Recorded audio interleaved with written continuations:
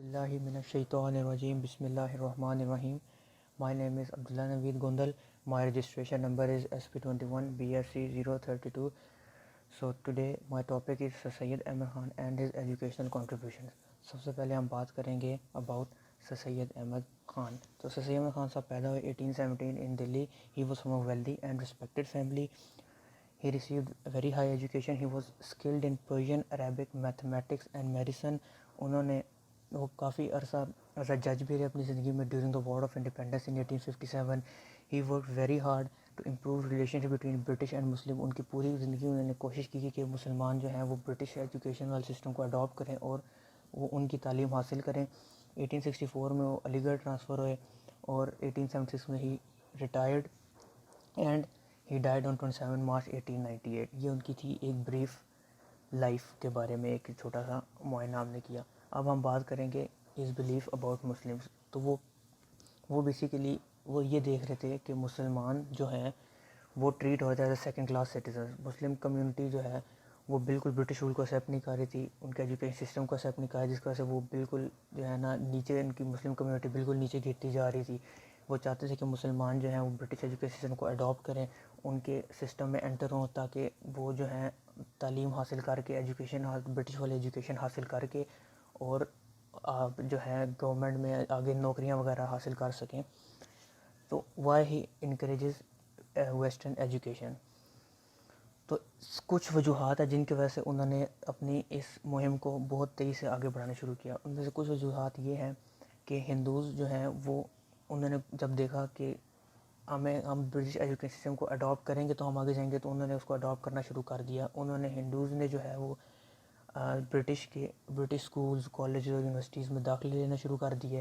انہوں نے ان کی ایجوکیشن سسٹم کو پڑھنا شروع کر دیا, انہوں نے ان کو سب قبول کرنا شروع کر دیا, جس کا جو ہے رزلٹ یہ نکلا کہ ہندوز جو تھے وہ ہم سے زیادہ پڑھے لکھے بن رہے تھے, وہ زیادہ جو ہے ہم سے ایجوکیٹڈ ہوتے تھے, وہ ویل ایجوکیٹڈ.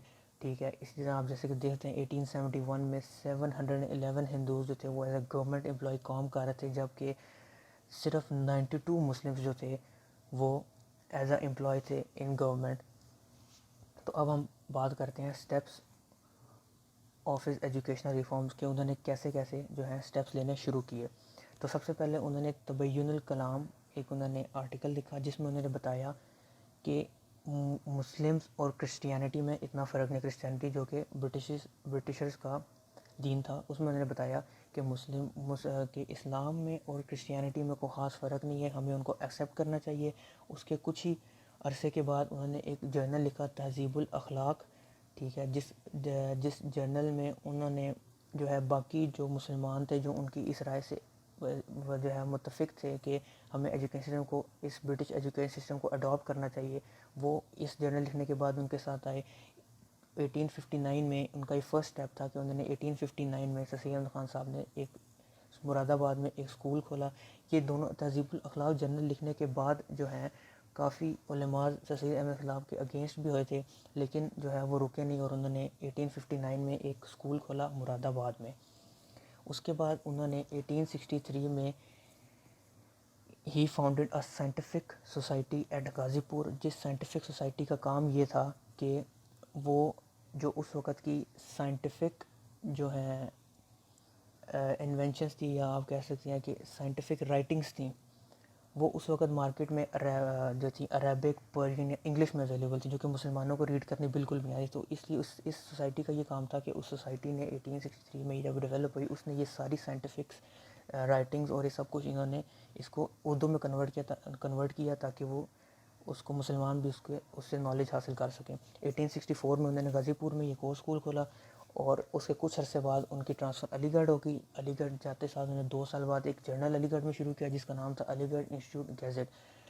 کچھ عرصہ علی گڑھ میں کام کرنے کے بعد 1869 میں he travelled to England to get to know about their education system, کیونکہ وہ ان کے ایجوکیشن سے بہت زیادہ متاثر تھے. ادھر کے آکسفورڈ, کیمبرج کے ایجوکیشن سسٹم کے جو ایجوکیشن سسٹم تھا ان سے وہ بہت زیادہ متاثر تھے. وہ چاہتے تھے کہ ہمارا بھی ایسا ایجوکیشن سسٹم ہو, اگر اس جیسے نہیں تو کم سے کم اس سے کچھ قریب ایسا جیسا ایجوکیشن سسٹم میں بھی مسلمانوں کو پرووائڈ کر سکوں.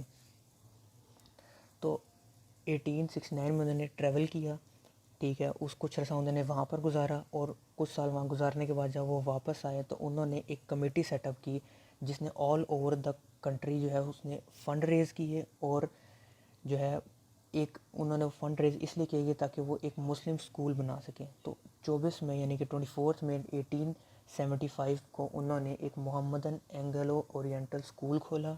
اس جو فنڈز انہوں نے اکٹھے کیے تھے، اس کچھ عرصے بعد ہی وہ سکول جو ہے وہ کالج میں تبدیل کر دیا گیا۔ اس کالج میں جو ہے ساری قسم کی ویسٹرن انڈین اور اسلامک ٹیچنگس تھیں، بہت ہائر ایجوکیشن ہے، بہت ہائر جو ہے سلیبس تھا جو کہ وہ دیکھ کے آئے تھے آکسفورڈ اور کیمبرج یونیورسٹیز سے، ٹھیک ہے۔ اور اس سکول کالج میں جو ہے بہت زیادہ many of the future leader of Pakistan جو ہیں وہ اس اسکول کالج سے پڑھ کے نکلے تھے، جیسے کہ جو ہیں لیاقت علی خان صاحب اور ایوب خان، ٹھیک ہے۔ ان 1886 جو ہے انہوں نے ایک کانفرنس سیٹ اپ کی جس کا نام تھا محمدن ایجوکیشنل کانفرنس۔ اس کانفرنس کا کام یہ تھا کہ اس میں بہت زیادہ نامی گرامی جو ہیں مسلم ملک کے جو ہیں بہت بڑے بڑے جو ہیں رائٹرز آئے، شاعر آئے اور اوریٹرز آئے، اور جس میں جنہوں نے اس کانفرنس میں حصہ لیا۔ اور اس کانفرنس کا مین مقصد یہ تھا to raise the educational standard amongst مسلم،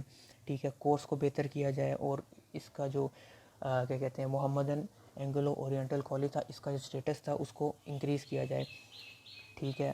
اور اس کے کچھ عرصے بعد پھر یہ سارا ان کا علی گڑھ موومنٹ تھی ان کی، جو بیسیکلی پھر اس کے کچھ عرصے بعد ان 1898، ٹھیک ہے، ہی ڈائیڈ، اور 1920 میں اسی علی گڑھ جو ہے محمدن اینگلو اورینٹل کالج اس کو کنورٹ کر دیا گیا ان 1920 یونیورسٹی آف علی گڑھ۔